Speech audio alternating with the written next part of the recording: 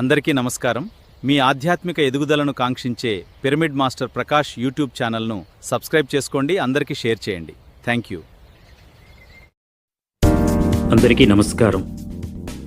మనం ఇప్పుడు మన ఛానల్లో మహా అవతరణ పుస్తకం ఆడియో వింటున్నాం. ఈరోజు వినబోతున్న పాఠం 2వ పాఠం, విశ్వ సమాచారపు మూలాలు. విశ్వం ఎలా సృష్టించబడింది అనే అంశాన్ని గురించిన ఒక వేదాంతపరమైన, తత్వశాస్త్రపరమైన, మరి ధార్మికపరమైన చర్చ కాదు ఇది. ఈ పుస్తకం పూర్తిగా వేలాది మూలాల నుంచి మేము పొందిన ఆచరణాత్మకమైన సమాచారం ఆధారంగా తెలియజేయబడుతుంది. ఈ విశ్వం అసంఖ్యాకమైన భాగాలతో కూడిన ఒక ఏక అస్తిత్వం. అత్యంత తక్కువ స్థాయి పౌనపుణ్యం నుంచి అత్యంత ఉన్నత స్థాయి పౌనపుణ్యాల వరకు ఉన్న సకల క్షేత్రాలతోనూ ఈ విశ్వం రూపొందించబడి ఉంది. విశ్వంలో వాస్తవంగా ఏ విభజన లేదు. అయినా కానీ మానవులు విశ్వాన్ని 2 విభిన్న భాగాలుగా విభజించారు. ఒకటి భౌతిక ప్రపంచం. ఇక్కడ భౌతిక శాస్త్ర నియమాలు వర్తిస్తాయి. కాలం, స్థలం రెండూ కూడా విశ్వపు ఈ భాగంలో వాస్తవికమైన ఉనికిని కలిగి ఉంటాయి. 2. అలౌకిక ఆధ్యాత్మిక ప్రపంచం. ఇది భౌతిక శాస్త్రానికి అతీతమై ఉండి ఆదిభౌతిక ప్రపంచమని పిలువబడుతుంది. ఈ ఆధ్యాత్మిక ప్రపంచంలో కాలం, స్థలం అనేవి ఉండవు. మానవులమైన మనం భౌతిక ప్రపంచంలో ఉంటాము. మన దైనందిన సమాచారానికి ప్రధాన మూలమైన మానవ ఇంద్రియాలు భౌతిక ప్రపంచంలో ఉన్న కొన్నింటిని మాత్రమే గుర్తించగలుగుతాయి. మన వైజ్ఞానిక శాస్త్రం భౌతిక శాస్త్ర నియమాల ప్రకారం పనిచేస్తుంది. ఖచ్చితంగా చెప్పాలంటే ఆధ్యాత్మిక ప్రపంచంలో ఉన్న దేనినైనా గ్రహించగల, కొలవగల లేదా శాస్త్రీయంగా నిర్ధారించగల ప్రత్యక్ష విధానం ఏదీ మనకు లేదు. తక్కువ స్థాయి పౌనపుణ్యం అంటే మరింత వేర్పాటు అని అర్థం. ఓ అస్తిత్వపు ప్రకంపన స్థాయి ఎంత తక్కువగా ఉంటే విశ్వంలో అది అంత ఎక్కువ వేర్పాటుతో ఉంటుంది. ద్రవ పదార్థం కన్నా ఘన పదార్థం తక్కువ స్థాయి ప్రకంపిస్తుంది. వాయు పదార్థం కన్నా ద్రవ పదార్థం తక్కువ స్థాయిలో ప్రకంపిస్తుంది. ఈ విధంగా పరంపర కొనసాగుతుంది. ఇప్పుడు మంచుగడ్డ లాంటి ఒక ఘన పదార్థాన్ని ఊహించుకోండి. ఒక మంచుగడ్డను మరో మంచుగడ్డ నుంచి వేరు చేయడం సులభం. ఒకవేళ ఆ మంచుగడ్డ ప్రకంపన పెంచబడి అది నీరుగా ద్రవ రూపంలోకి మారితే కనుక ఒక మంచుగడ్డకు చెందిన నీటిని మరో దాని నుంచి వేరు చేయడం చాలా కష్టం.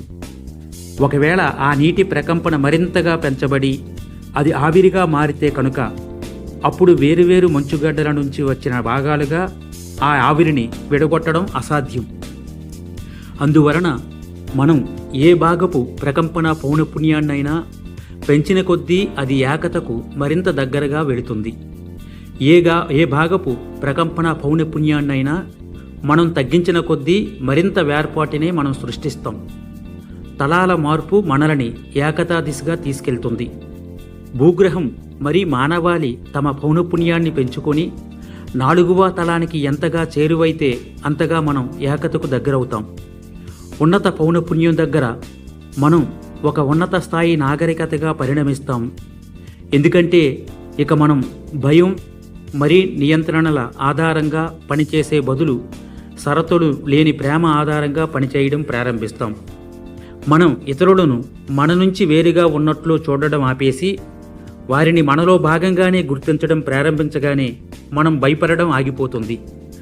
మనం అందరి పట్ల షరతులు లేని ప్రేమతో ప్రవర్తించడం ప్రారంభించిన మరుక్షణమే మన జీవితంలో, ప్రపంచంలో అన్నీ మార్పు చెంది మరింత మెరుగైనవిగా రూపొందుతాయి. ఇతరులు ఎక్కడి నుంచి వచ్చారు అనే దానితో నిమిత్తం లేకుండా ప్రతి ఒక్కరితోనూ మనం ఈ విధంగా వ్యవహరిస్తే మన సమస్యలన్నీ తీరిపోతాయి.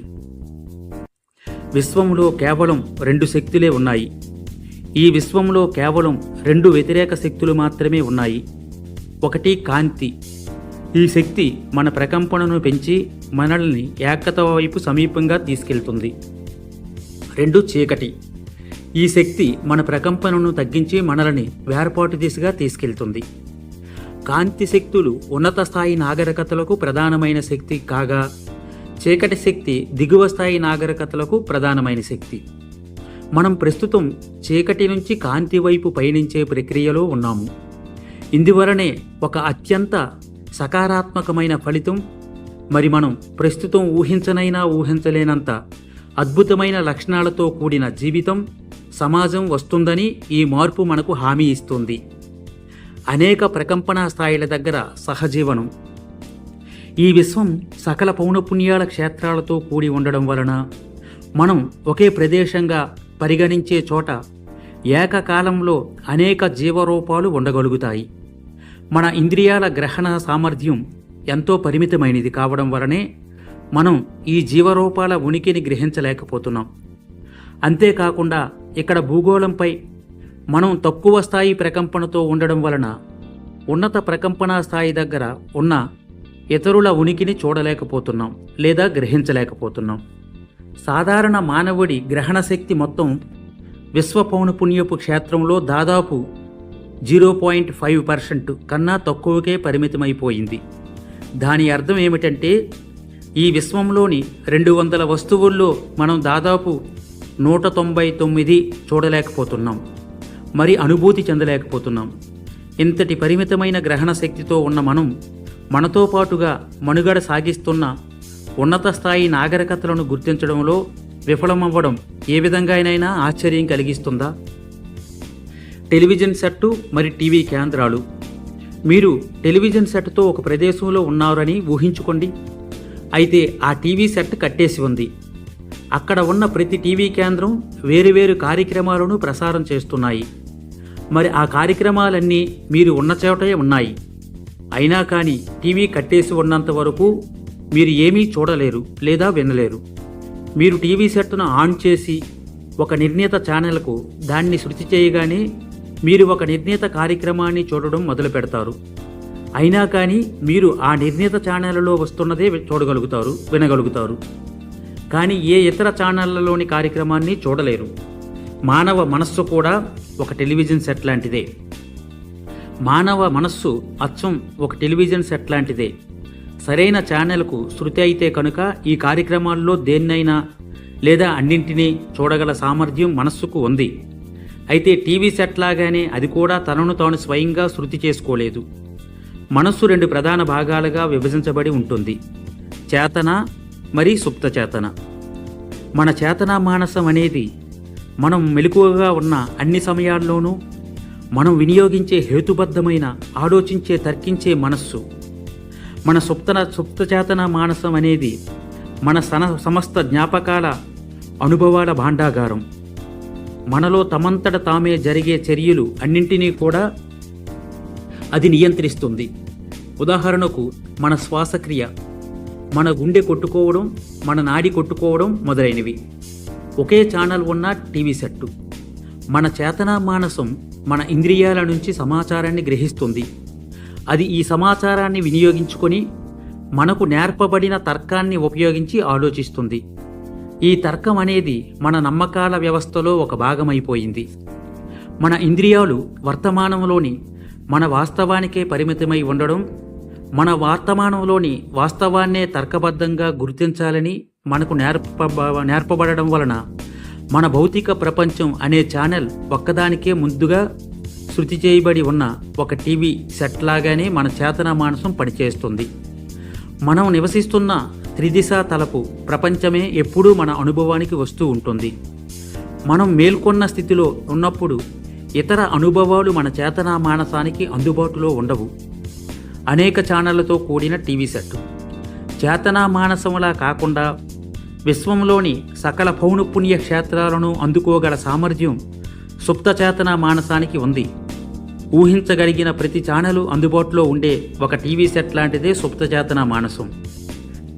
మనం సహజంగా నిద్రపోతున్నప్పుడు చేతనా మానసం నిజానికి నిద్రలో ఉంటుంది. మరి నియంత్రణ సుప్త చేతన దగ్గర ఉంటుంది. అందువలనే మన చేతనా మానసం ఎన్నడూ ఊహించనైనా ఊహించలేని అన్ని రకాల అనుభవాలను కళల్లో మనం పొందగలుగుతాం. కళలు అనేవి భూత, భవిష్యత్తు, వర్తమానాలను మేళవిస్తాయి. నిరంతర చక్రభ్రమణం. మన చేతనా మానసపు పరిమితుల వలన మన పరిస్థితి ఎలా ఉంటుంది అంటే, ఒక సమస్య మరో దాన్ని సృష్టిస్తుంది. అది మళ్ళీ మొదటి సమస్యను మరింత జటిలం చేస్తుంది. ఇలా నిరంతర చక్రభ్రమణం కొనసాగుతూనే ఉంటుంది. ఒక అనుభవాన్ని గుర్తించి దానిని జ్ఞాపకం ఉంచుకోగలగడానికి మన చేతనా మానసం మెలకువగా ఉండడం అవసరం. అయినా కానీ చేతనా మానసం మెలకువగా ఉన్నప్పుడు అది తన దగ్గర నియంత్రణను నిలిపి ఉంచుకోవడానికే పట్టుపడుతుంది. సుప్త చైతన్యం దగ్గర నియంత్రణ ఉండాలి అనేది అది కోరుకోదు. కానీ సుప్త చేతన దగ్గర పగ్గాలు ఉంటే తప్ప పౌనపుణ్యపు సకల క్షేత్రాలను లేదా ఉన్నత స్థాయి నాగరికతలో ఉన్న ఇతర స్థాయిలను మనస్సు అందుకోలేదు. ఒకవేళ చేతనా మానసం నిద్రిస్తూ ఉండి నియంత్రణ సుప్త చేతన దగ్గర ఉంటే కనుక అప్పుడు మన అనుభవాన్ని మనం గుర్తించలేం లేదా జ్ఞాపకం చేసుకోలేం. కనుక మన పరిస్థితి నిజంగానే పిచ్చి కుదిరితే కానీ పెళ్ళవ్వదు, పెళ్ళైతే కానీ పిచ్చి కుదరదు అనే సామెత చందాన ఉంది. మనం ఈ పరిస్థితి నుంచి ఎలా బయటపడాలి? ఏకైక మార్గం ఏమిటంటే చేతనా మానసం మెలకువగానే ఉండి నియంత్రణ మాత్రం సుప్తచేతన దగ్గర ఉండేలా పరివర్తిత చైతన్య స్థితిలోకి వెళ్ళాలి. అలాంటి పరివర్తిత చైతన్య స్థితిలోకి వెళ్ళడానికి 2 మార్గాలు ఉన్నాయి. 1 ధ్యానం, 2 సమ్మోహన స్థితి హిప్నోసిస్. ఈ టీవీ సెట్ రిమోటు ఎవరి నియంత్రణలో ఉంటుంది? సుప్తచేతనకు అన్ని ఛానళ్లకు అందుకోగల సామర్థ్యం ఉండే పరివర్తిత స్థితిలోకి మనం వెళ్ళగానే ఒకే ఛానల్ వచ్చే మన టీవీ సెట్ను అనేక ఛానళ్లు వచ్చే టీవీ సెట్తో భర్తీ చేసినట్లు అవుతుంది. అయితే కేవలం టీవీ సెట్లను మార్చడం వలన మన సమస్య తీరిపోదు. రిమోటును ఉపయోగించి ఈ టీవీలోని ఛానళ్లను మార్చేది ఎవరు అనేదే ప్రశ్న. ప్రగాఢ ధ్యాన స్థితిలో ప్రజలు కొన్నిసార్లు అలౌకికమైనవిగా వర్గీకరించబడే వివిధ అనుభవాలను పొందుతారు. అయితే ఒకవేళ అలాంటి అనుభవం ఏదైనా వచ్చినా ధ్యానం చేసినప్పుడు ఎలాంటి అనుభవం వస్తుంది అనే దాని మీద వాళ్లకు ఏమాత్రం నియంత్రణ ఉండదు. ఎందుకంటే అక్కడ ఏ ప్రత్యేక ఛానల్కైనా శృతి అయ్యేలా సుప్తచేతనను నియంత్రించడం లేదా మార్గనిర్దేశం చేయడం ఉండదు. అందువలన ఒక నిర్దిష్ట సమాచారాన్ని పరిశోధించడానికి ధ్యానాన్ని విశ్వసనీయ మూలంగా వినియోగించడం సాధ్యం కాదు. హిప్నోటిస్ట్ అక్కడకు వస్తాడు. ఒక వ్యక్తి ధ్యాన స్థితిలోకి తనంతట తానే వెళ్తాడు.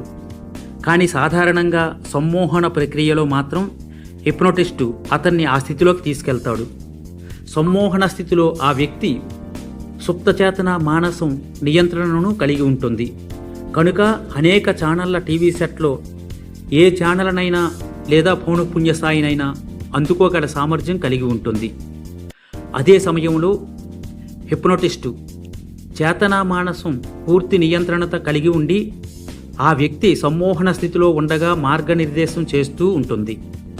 ఆ విధంగా ఇప్పుడు సమ్మోహన స్థితిలో ఉన్న వ్యక్తిని హిప్నోటిస్టు ఉన్నత స్థాయి నాగరికతల్లో దేనితోనైనా అనుసంధానించగలుగుతాడు.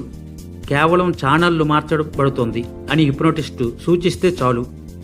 సమ్మోహన స్థితిలో ఉన్న వ్యక్తి యొక్క సుప్తచేతన మానసం అనే టీవీ సెట్ను పనిచేయించే రిమోటును హిప్నోటిస్టు ఉపయోగిస్తున్నాడు.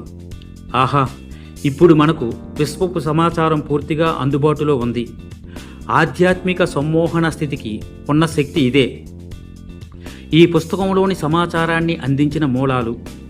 ఈ పుస్తకంలోని సమాచారం 2 ప్రధానమైన మూలాల నుంచి వచ్చింది. 1 ఆధ్యాత్మిక సమ్మోహన స్థితి. ఈ రచయిత చేత మరి ఇతర ఆధ్యాత్మిక సమ్మోహకుల స్పిరిచువల్ హిప్నోటిస్ట్స్ చేత ప్రపంచవ్యాప్తంగా 6 ఖండాల్లోనూ ఈ ప్రక్రియ వేలాది మందిపై వినియోగించబడింది. నూతన ప్రపంచం మరి 4వ తలానికి మార్పు చెందడం అనే అంశాలను నిశితంగా పరిశీలించి తెలియచేయటానికి అక్షరాల వేలాది మందిపై జరిగిన వేలాది గంటల సమ్మోహన సమావేశాలలో బహిర్గతమైన అంశాల రాత ప్రతులను వినియోగించడం జరిగింది. ఈ పుస్తకపు అట్ట మీద రచయిత విద్యా అర్హతలను మీరు చూడవచ్చు. 2 ఛానలింగ్ ద్వారా అందించిన సమాచారం. భూగ్రహం 4వ తలంలోకి మార్పు చెందడంలో సహాయపడడానికి విశేషంగా కృషి చేస్తున్న వివిధ ఉన్నత స్థాయి అస్తిత్వాల నుంచి ఛానలింగ్ ద్వారా ఈ సమాచారాన్ని అందుకోవడం జరిగింది. మనకు అనేక అస్తిత్వాలు సహాయం చేస్తుండడం వలన ఈ సమాచారాన్ని అందుకోగల గ్రహణ శక్తి, సువిశాల దృక్పథం ఉన్న వ్యక్తుల ద్వారా వాళ్ళు ఈ సమాచారాన్ని అందిస్తున్నారు. ఓకే ఫ్రెండ్స్, ఈ పాఠం ఇంతటితో ముగిస్తుంది. నెక్స్ట్ పాఠంలో మళ్ళీ కలుసుకుందాం. Thank you, thank you, thank you.